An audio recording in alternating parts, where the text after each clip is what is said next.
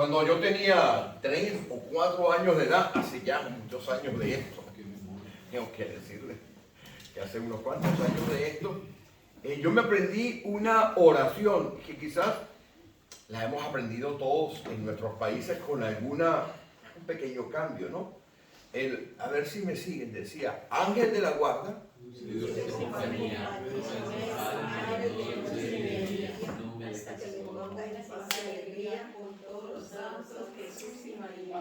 Oh, esa parte no me la sabía yo, que era muy pequeñito.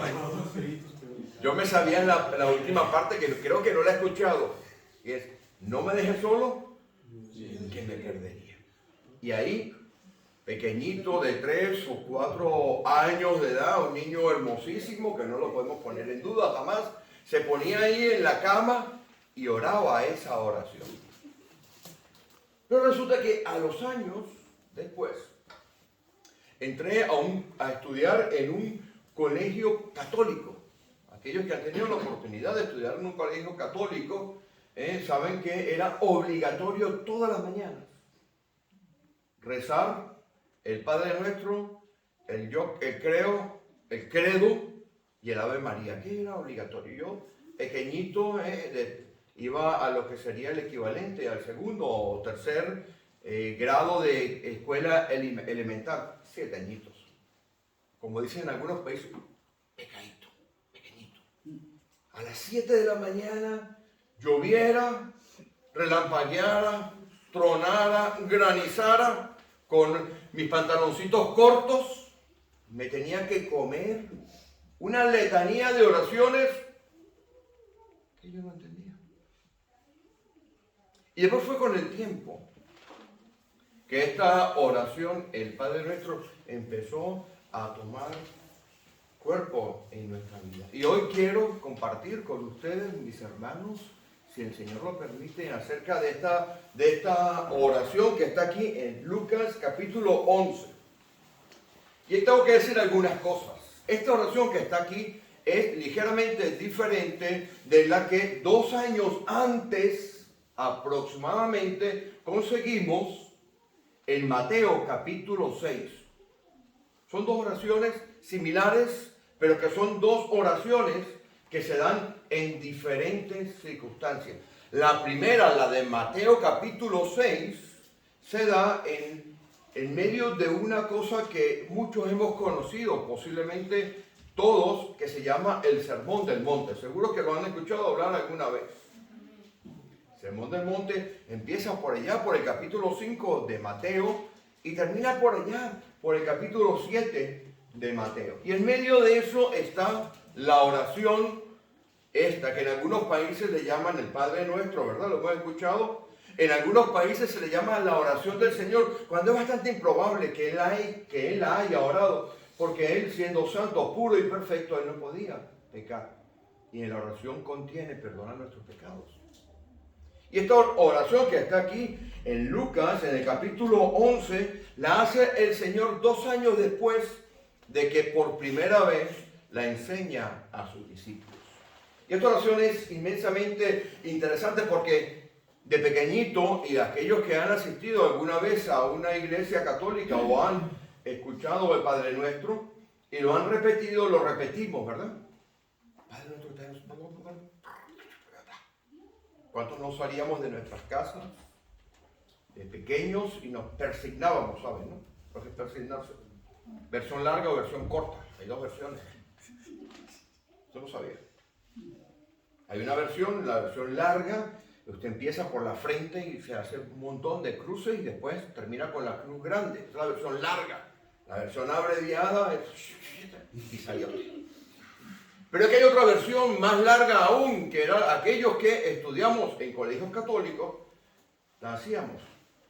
Orábamos, rezábamos un Padre Nuestro, hacíamos la versión larga extendida, ¿bueno? Y salíamos a la calle. La Escritura nos habla con muchísima claridad. Si usted va a Mateo, en el capítulo 6 dice, yo lo voy a estar diciendo por efecto de tiempo, lo voy a comentar. Decía, cuando oréis, no seáis como los gentiles, que creen que por su vana repetición van a ser oídos, sino que cuando oren, hagan una cosa, miren, Busquen el lugar más privado y más tranquilo que ustedes tengan. Cierren la puerta para que no le toquen la puerta, porque suele ocurrir que te tocan la puerta cuando quieres tener tu tiempo de intimidad con Dios. Yo me despierto muy pronto por la mañana. Mi esposa no está despierta a esa hora. Esa parte la quita. Antes de llevarle el café a la cama, yo tengo mi tiempo con Dios. Cuando ores, vete al lugar más recóndito, a tu dormitorio, a tu habitación, cierra la puerta y ora a Dios tu Padre.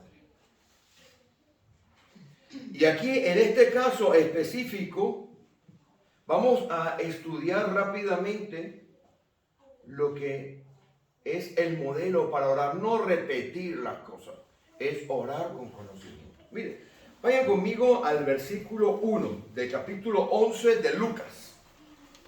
Dice así: aconteció que estaba Jesús orando en un lugar. El Señor Jesús tenía una vida de oración interesantemente diferente de la que usted y yo podemos tener. Yo tengo que reconocer que la vida de oración de un pastor probablemente no se diferencie mucho de la vida de oración de una oveja. Pastor, ¿qué está diciendo? Apedréelo. No. El pastor tiene la obligación de orar, pero no hay nada más antinatural, mi hermano, mi hermana, que orar. Usted empieza a orar y empieza a recordarse de 50 cosas diferentes, ¿sí o no? Porque es antinatural. Y entonces tendemos a orar más intermitentemente que persistentemente. Usted empieza una oración por la mañana y la va terminando por la tarde, porque van entrando cosas en la vida de uno. Se despiertan los niños, lo llaman del trabajo, tiene que salir corriendo, el marido o la esposa le toca la puerta. ¿Qué sé yo? Póngale usted nombre. Pero esto no significa que su vida de oración no sea necesariamente un aspecto importante que usted tenga que dejar de lado. Al contrario, es un aspecto importante que tiene que ser fundamental en la vida, porque sin la oración no vamos a crecer. Y mire, es tan importante la oración que si nosotros analizamos esto está en plural. Vaya conmigo. Dice: aconteció que estaba Jesús orando en un lugar. El Señor Jesús oraba constantemente. Estaba allí y lo estaban mirando los discípulos. Estaba en un lugar. Probablemente, como había pasado, en alguna oportunidad se retiraba para orar, pero probablemente, y la Escritura nos va enseñando, el Señor Jesús estaría, por decir, en aquel lado y los discípulos aquí, esperando a que el Señor Jesús orara. Qué interesante, porque para usted y para mí la oración es la preparación para la batalla espiritual, ¿verdad? Usted va a entrar en alguna situación y usted ora antes.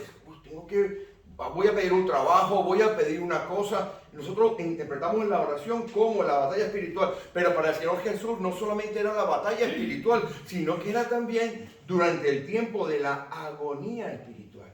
No era antes, también era después, y en el medio. ¿Por qué? Porque si usted recuerda, dice que él fue a orar y su agonía era tan grande que mientras oraba caían gotas de sudor como si fuese sangre, gotas de sangre, sudó sangre. Aquellos que él había dejado al lado, estamos hablando de Lucas capítulo 22 en adelante, tienen que leerlo, y Mateo capítulo 26, aquellos que habían dejado al lado, que él los encontró durmiendo y les dijo: pero ¿qué hacen ustedes que no están orando? Oren para que no entren en tentación. Esos salieron corriendo cuando hubo la batalla, pero el Señor Jesús fue a la cruz y salió triunfante después de haber orado en medio de la agonía. Lo que nos enseña que nuestra oración, mi hermano, mi hermana, tiene que ser antes de la batalla y en medio de la batalla. Los que no oraron desaparecieron, se fueron de lejos. Pero el Señor Jesús, ante lo más peligroso, lo más duro que era cargar los pecados, era tan duro que dijo: Padre, esta copa, ¿qué había en esa copa? Pues yo le voy a decir lo que hay en esa copa. Estaba usted, estaba yo. con todos nuestros pecados, toda nuestra maldad, toda nuestra injusticia, todo nuestro ego, todo lo que queremos hacer para nosotros mismos y en contra de Dios. Padre, pasa en esta copa si quieres, pero no se haga lo mío, sino lo que tú quieres. Y estaba allí el Señor Jesús orando en un lugar y cuando terminó le estaban atalayando. ¿Saben lo que es atalayar? Lo estaban mirando los discípulos y vino uno que con toda seguridad era Pedro. ¿Cómo sabemos que era Pedro? Porque Pedro era el que más hablaba. Si usted vaya a alguien, busque Marcos, capítulo 1, versículo 35. Búsquelo. Pedro era el que más se metía en donde no tiene que meterse. Marcos capítulo 1, versículo 35. ¿A quién aparece allí? A ver quién lo tiene, rapidito. Levantándose muy de mañana, siendo muy oscuro, salió y se fue a un lugar desierto y allí oraba. Dígame. Y le buscó Simón y los que con él estaban. Simón era el hombre que estaba allí. Este seguro que aparece aquí, se acerca uno de ellos cuando terminó, muchas gracias mi hermana, uno de sus discípulos le dijo, y habla en plural, Señor, enséñanos a orar. Esto es muy interesante aquí porque voy a leerla completa. Enséñanos a orar como también Juan enseñó a sus discípulos. Qué interesante. ¿Por qué habla de Juan? Juan tenía una vida de oración espiritual. No olvidemos quién era el padre de Juan. ¿Sabe quién era el padre de Juan? ¿Alguien me lo dice? No. Zacarías. Sacerdote de la orden de Abdías, aquella orden que David, cuando había organizado el templo, cuando había organizado el templo todavía no estaba construido, cuando había organizado la orden de sacerdotales, había colocado como octavo en la clase de oración y de predicación y de enseñanza y de ritos, había colocado la clase de Abdías. ¿Cómo se llamaba la mamá? Venía de la línea de Aarón. Este muchacho es pequeño, chupaba oración en casa, no nos engañemos. El papá sacerdote de la clase de Abdías. La madre era de la casta de Aarón. ¿Quién es Aarón? Es un sacerdote, ¿verdad? Primero, hermano de Moisés, lo sabemos. Así que este muchacho ora. Pero es que había algo más en la vida de Juan el Bautista. En Juan el Bautista estaba reposando el espíritu de ¿quién? A ver, clase del bautismo. Elías. Y Elías dice en Santiago capítulo 5, versículos 15, 16, 17 y 18, dice, Elías era un hombre sujeto a pasiones como usted y como yo. Pero ¿qué hizo Elías? Oró y el cielo se cerró. Volvió a orar y el cielo se abrió y la tierra produjo fruto. O sea que el ministerio de este hombre, de Juan el Bautista, tenía mucho de oración. Y aquí vienen los discípulos y hacen comparaciones. Señor, enséñanos a orar, porque Juan el Bautista, tu primo hermano lejano, cuidado, porque era un primo hermano lejano. No tan cercano como algunas veces, si usted lee la escritura con calma se da cuenta que no era primo, pero ahí estaba. He enseñado también a sus discípulos. Cuando yo he estudiado estas porciones, decía, ¿cómo se parecen cuando vienen y le dicen a uno, pastor, usted debería predicar así? Porque el pastor de aquella iglesia predica así. Pero el Señor Jesús, que era mucho más inteligente que todos, no se engancha en aquello y les dice, versículo 2, cuando oréis, va en plural, cuando oréis, decid, Padre. Esto es la pera limonera. Esto es la pera limonera. Le voy a explicar qué es la pera limonera. ¿Han escuchado hablar de eso? La madre del cordero, la repera. No sé qué atributos le puedo poner. Lo máximo. Mire, en el Antiguo Testamento, usted no consigue ni Moisés, ni Elías, ni David, ni Salomón diciéndole a Dios, Padre. Pero el Señor Jesús, por medio del cual tenemos entrada al Padre, el que por el sacrificio se rompe, el velo se rasga y nos da entrada al Padre, le dice a los discípulos, ¿saben qué? Le pueden decir al Creador Supremo, Padre. Yo antes escuchaba a algunos hermanos de Colombia Yo tengo mucho cariño a los hermanos de Colombia, puedes ponerlo ahí en la publicidad. Tengo mucho cariño a los hermanos de Colombia, mi mamá es de Bucaramanga, cuidado, no te engañes. Y yo, hace muchos años, yo empezaba a escuchar lo que decía, papito Dios. Uy, cuando tenga la oportunidad voy a apretar las teclas. Porque me parecía una falta de respeto. A mí particularmente me parecía cuando oraban y decían, papito Dios. La sangre me hervía, el celo, yo decía el celo del Espíritu Santo. Me hierve. Pero resulta que si usted lee esta escritura con calma, cuando tenemos entrada al Padre, y el mismo Señor Jesús, que es el que manda en este tema, dice, díganle a Dios, papá. ¡Oh, qué asombroso! Porque si usted va a Romanos capítulo 8, versículo 15, dice que el Espíritu que le ha hecho morar en nosotros nos hace que le digamos a Dios, papito Dios. Así que vale, está permitido decirle a Dios, papito Dios. Y en Gálatas capítulo 4, versículos 5 y 6, que nos ha adoptado Dios para que podamos decir a Él, Abba, Padre. Y Dios es nuestro Padre. Eso marca una diferencia brutal. Eso marca una diferencia porque si usted mira esta oración, el Padre Nuestro tiene dos divisiones. Mire, el versículo 2 habla de hablar con Dios, de nuestra relación con Dios. Pero el versículo 3 y 4 habla de nuestra relación como familia. Porque esto es una enseñanza. Esto no es para que usted lo repita. Esto no es para que usted lo recite. Y el coche nuevo que me quiero quitar. Esto es una manera que tenemos nosotros de ir al Padre. ¿Usted sabe lo que significa el creador del universo? Mire, esta palabra Padre, Padre. Podríamos predicar de esta palabra por aquí 2 horas. Iríamos a comer y volveríamos y seguiríamos hablando de Padre. Cuando el mismo Jesús nos dice, díganle a Dios Padre. Rompe todos los esquemas de pensamiento que tenían estos judíos, porque en el Antiguo Testamento solamente 7 veces la nación como tal y de refilón, de poquitico a poco que ni se entiende, llaman a Dios Padre. Y el Señor Jesús, Él solo utiliza 70 veces la palabra Padre y son 275 veces en el Nuevo Testamento que aparece Padre. Pablo lo dice.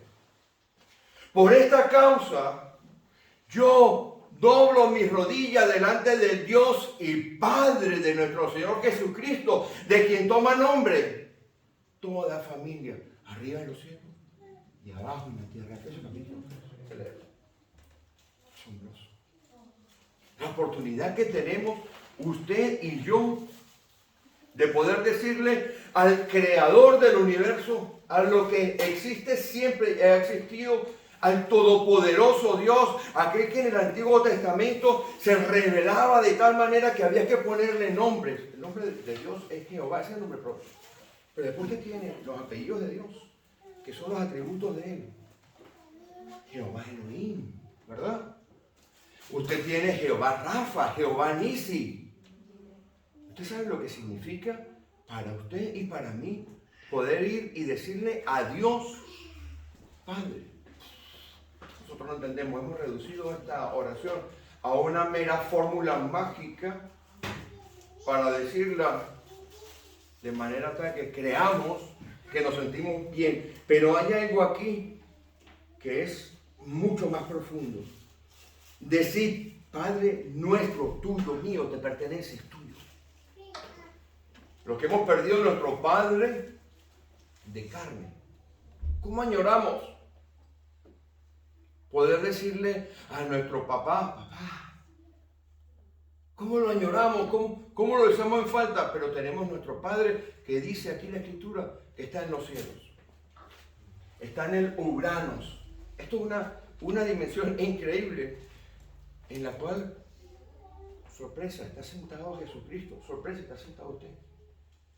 Dice la Escritura que nos ha resucitado y nos ha sentado en lugares celestiales. Es decir, nos ha puesto allá arriba y usted y yo vivimos aquí abajo y no nos enteramos de que tenemos entrada al Padre. Cuando oréis todos en conjunto y de manera individual, Lo primero que tiene que hacer es ir con la confianza de decirle a Dios, papito Dios, que Él está sentado allá arriba, pero usted está allá arriba con Él. Usted tiene entrada por medio de Jesucristo. Y es una llave que tenemos que aprender a echarle mano, porque aquí lo vamos a ver con toda la velocidad que me permita ese reloj que está ahí al frente. Señor, para ese reloj. Que ahora sí como el Antiguo Testamento, detén el sol y la luna. Detén ese reloj de ese enchufe, porque me pone nervioso. Padre nuestro que estás en los cielos, dice aquí, santificado sea tu nombre. Mire, esta frase nos indica que tenemos que vivir una vida especial. ¿Quién puede buscar Isaías 40:25?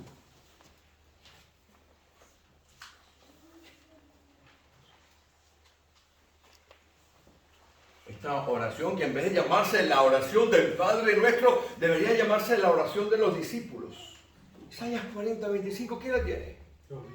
¿A qué pues me haréis semejante o me compararéis? Dice el Santo. Él mismo se hace llamar el Santo. Y dice aquí, santificado sea tu nombre. Una de las características de los atributos de Dios, no sé si algunos de ustedes han estado aquí cuando hemos predicado de los atributos de Dios. Pero lo voy a explicar rápidamente. Los atributos de Dios se caracterizan en dos tipos de atributos. Hay un atributo que se llama atributos comunicables y otro que se llaman atributos no comunicables.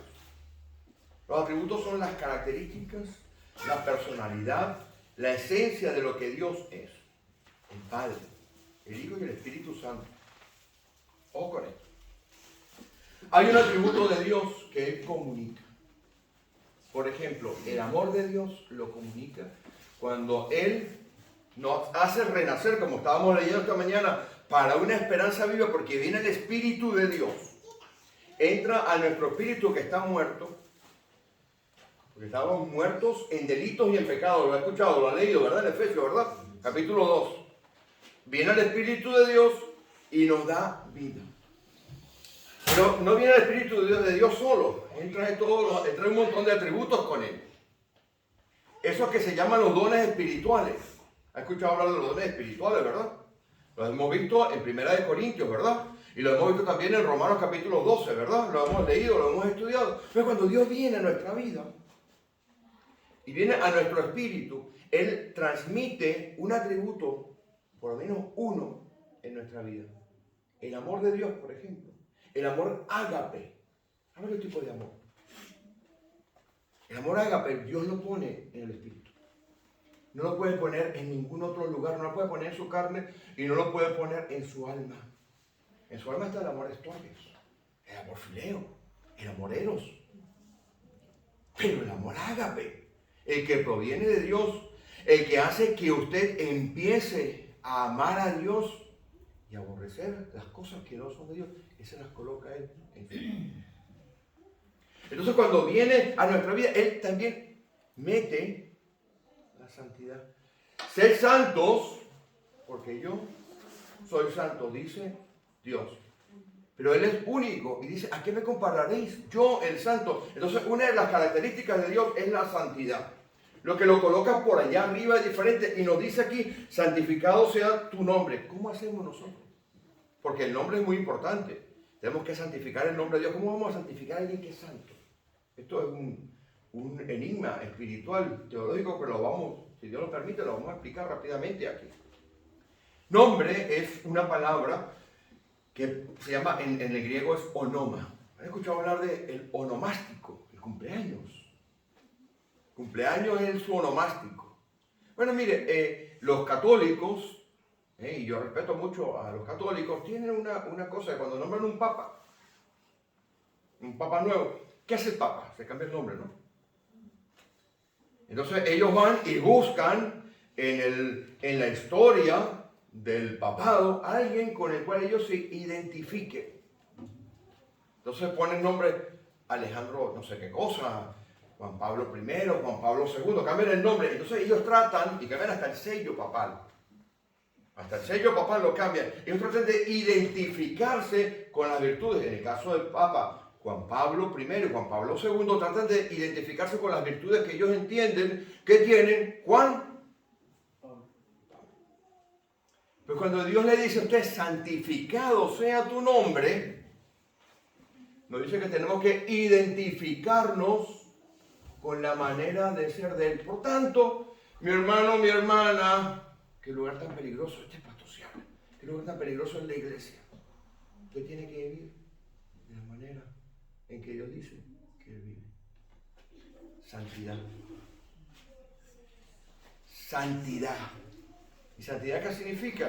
No significa que usted se vista y parezca que se ducha con vinagre. Parece una estatua de cera del Museo Madame Tussauds de Londres. No, significa que usted reconozca que usted ya no es de esta esfera.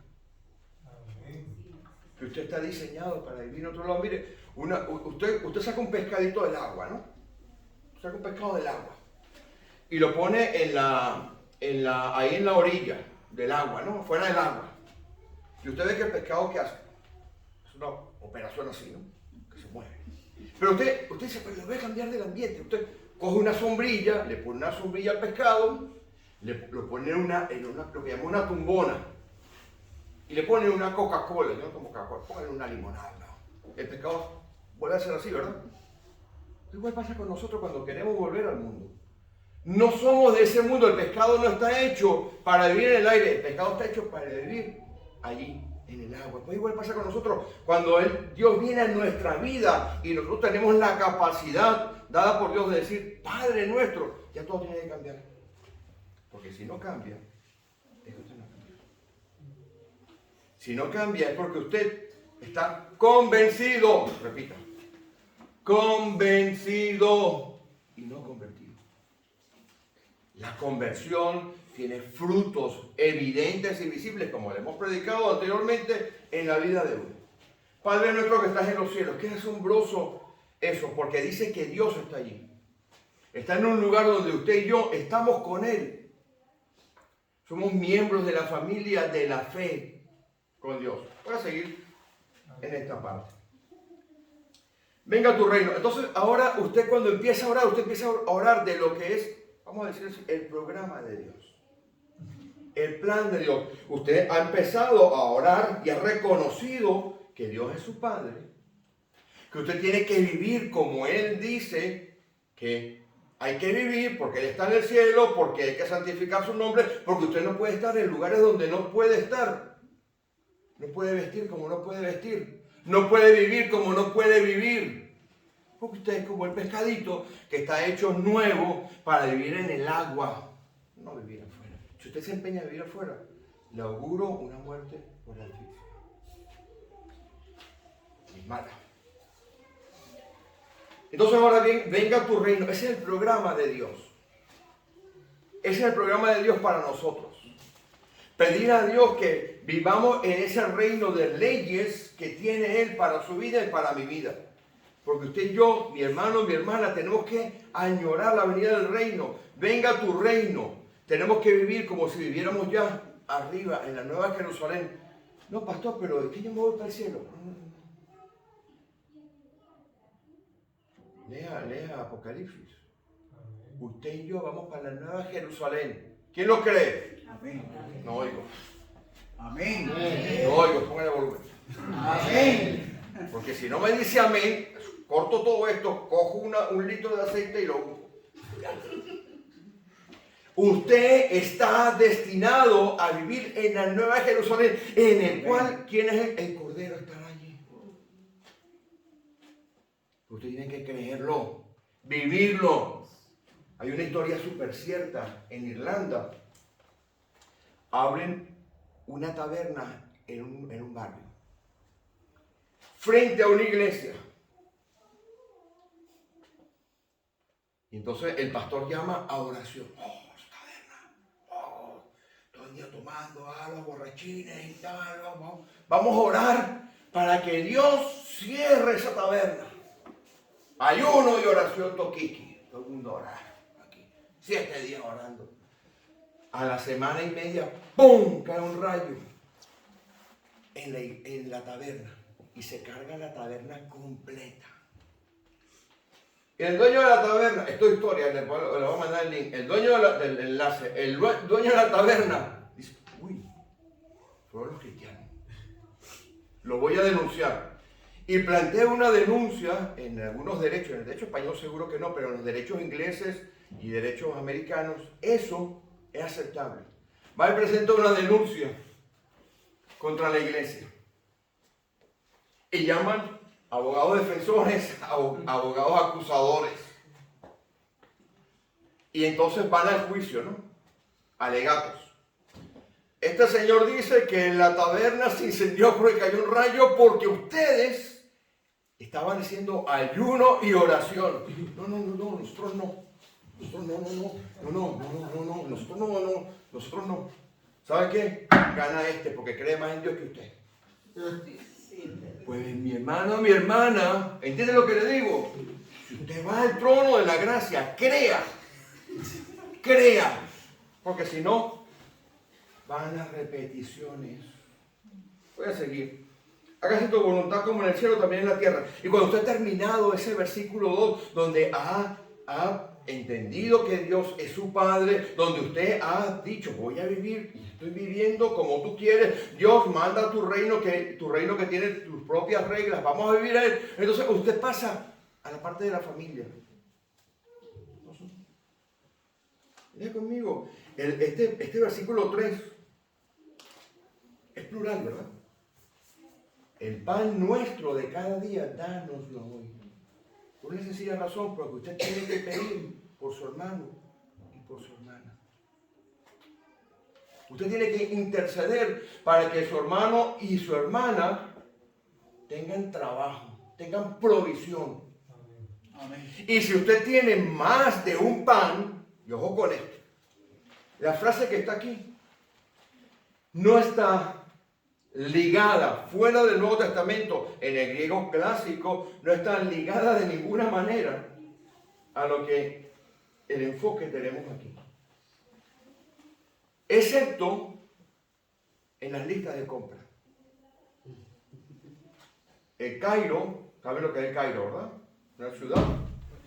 En una época fue colonizada por los griegos. La palabra que se usa en griego aquí estaba dando algunas dudas hasta que consiguieron una lista de compra de una señora de la época del Cairo cuando fue colonizada por los griegos y decía, la lista de compra, pan, leche, huevo, azúcar, colacao, esa cantidad de cosas que no le gusta comprar. Y decía, para un día. No compraba más que un día.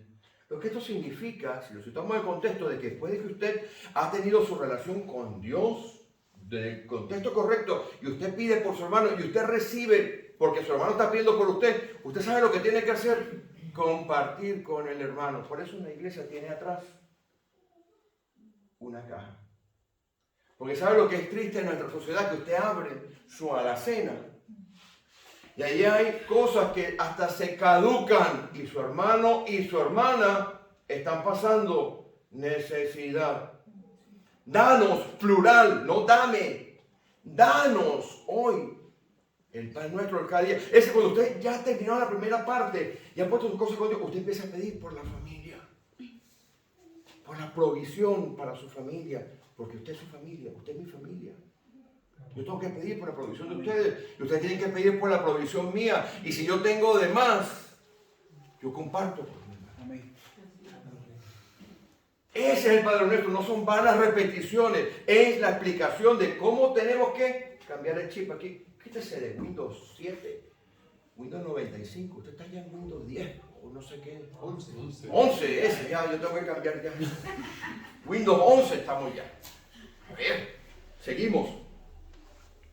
Perdónanos nuestros pecados, otra vez plural. Oye, mi hermano, porque cuando usted va al trono de la gracia, entonces empieza a pedir por los hermanos, usted va y le dice a Dios, ¿sabes qué, Dios? Yo reconozco que yo soy un pecador. Métale Gálatas 5 de 19 para adelante. Todo eso lo tengo yo. Y mi hermano también. Y mi hermana también. ¿Y sabes qué, Señor? Como ellos pecan contra mí, yo los voy a perdonar. Porque yo sé que tú me perdonas a mí, porque como yo los perdono a ellos, no significa que como yo los perdono a ustedes, Dios los va a perdonar, Dios los perdona. Pero lo que está diciéndole, Dios, yo quiero tener tu carácter perdonador. Yo reconozco que soy un pecador. Y reconozco que mi hermano y mi hermana es pecador. Y por ende, Señor, yo los perdono. Yo sé que tú me perdonas a mí. Y como tú me perdonas a mí, yo perdono a mi hermano. Perdónanos nuestras ofensas, nuestras deudas, porque yo perdono a los demás. Es colectiva. Cuando entendamos que la iglesia es colectiva. Que el Padre Nuestro tiene dos partes. Versículo 2, Dios, 3 y 4. De esto que estamos aquí, esta iglesia y toda la iglesia van a avanzar con mucho poder. Amén. No es algo personal. Es personal en el sentido de su relación con Dios, pero tiene que ver con la iglesia. Hágase el pan nuestro y perdona versículo 4, porque nosotros perdonamos a todos los que nos deben. Voy a terminar con esto. Posiblemente no sea explicado correctamente. Cuando uno dice, no nos metas en tentación, uno puede llegar a pensar que Dios nos mete en tentación, ¿verdad? Pues le estás pidiendo no nos metas en tentaciones. Si yo no oro esto, Dios nos va a meter en tentación. Otra vez sigue estando en plural. Mire, cuando usted ha ido al trono de la gracia, ha dicho, papito Dios, le ha dicho, quiero vivir en tu reino, quiero imitarte, ahora voy a pedir por mis hermanos, por su provisión diaria, ahora usted pide por protección de la iglesia, de su hermano y de su hermana. El original griego de esto, de las nuevas versiones, esto es lo que en español tenemos y que en el griego prácticamente es muy difícil de entender. Es la negación. No estoy en lo cierto, estoy afirmando, negando, ¿verdad? Esto es lo que hay ahí. Tú no nos metes en tentación, afirmas que no nos metes en tentación y abajo dice, y que nos libra del mal. Entonces cuando usted ora, y ya, creo que se lo han aprendido, porque lo han repetido ya varias veces, ¿verdad? Y usted va, papito Dios, reconozco que tú eres santo, bueno, puro, noble. Quiero vivir como tú vives, quiero santificar tu nombre. No quiero seguir yendo a aquellos lugares donde voy que no me gusta ir. Bueno, sí me gusta, yo voy. No quiero ir allá. No quiero actuar, ni pensar, ni vestir de aquella manera que estoy actuando, pensando y vistiendo. Quiero hacer tu voluntad porque quiero vivir en tu reino. Ahora quiero pedir por la provisión para mis hermanos y para mis hermanas. Ahora yo los perdono a ellos porque ellos y yo estamos en la misma barca de pecado. Ahora quiero pedirte por la protección de mi familia y de mi iglesia. Yo sé Dios, yo afirmo. Aquí no declaramos, aquí no decretamos. Aquí proclamamos las verdades eternas de Dios. Yo afirmo la protección tuya sobre nosotros. Mas líbranos del mal. Amén. Amén. Hermano y hermana, qué importante es la lectura de la Escritura. Amén. Qué importante es saber que Dios es nuestro Padre. Y que cuando vamos confiadamente al trono de la gracia, cuando oramos entendiendo esto, no somos como los gentiles que oran, van a repetición. Entonces tu oración nace de adentro. Porque cuando Dios coloca su espíritu dentro de ti. Y cuando esa parte del Dios Todopoderoso, el Espíritu Santo, entra dentro de ti, dice la Escritura, que los que en él creen de su interior corren ríos de agua viva. Amén. La paz de Dios se instala en su vida. Ve las cosas de una manera diferente. Y no importa los acontecimientos de las circunstancias, usted estará firme en la roca. Amén. Vamos a ponernos en pie, mis hermanos.